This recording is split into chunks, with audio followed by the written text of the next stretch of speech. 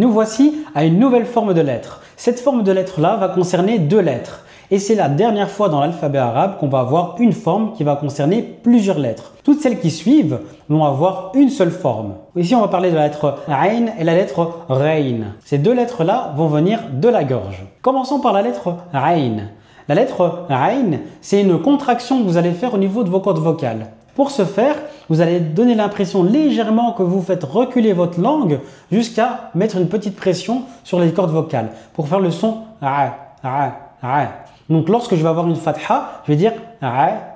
Lorsque j'ai une damma, Au. Lorsque j'ai une kasra, Ai. Cette lettre-là, c'est une lettre du milieu de la gorge. Donc lorsque vous la prononcez, si vous voulez être sûr d'utiliser le bon point d'articulation, n'hésitez pas à mettre votre main sur votre gorge au moment où vous la prononcez et sentez qu'il y a bien une vibration qui vient de cet endroit-là. Lorsque je veux écrire la lettre Ain, ce que je vais faire, c'est que je vais faire comme un 3, dont la première partie du 3 est posée sur la ligne d'écriture et la deuxième partie du 3 est en dessous de la ligne d'écriture. Alors que la première et la deuxième partie aient la même taille ou que la deuxième partie soit plus grande, la baisse, les deux sont corrects. Point d'attention, c'est surtout de ne pas l'écrire posé complètement sur la ligne d'écriture ou complètement en dessous de la ligne d'écriture.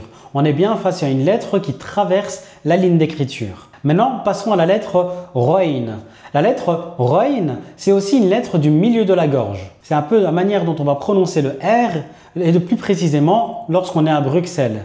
Donc on va dire Ro lorsqu'on a une fatha, Ro lorsqu'on a une damma et Ri lorsqu'on a une kasra.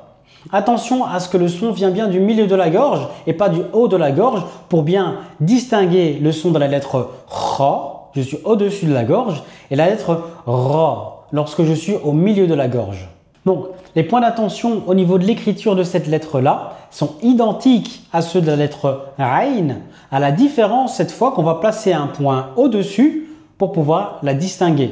Nous voici à la fin de cette vidéo. J'espère que ça t'a donné envie de te lancer dans l'apprentissage de la langue arabe ou si tu y es déjà, à mieux la comprendre. N'hésite pas à liker, partager et t'abonner et à bientôt pour la prochaine vidéo. Ma'as salama.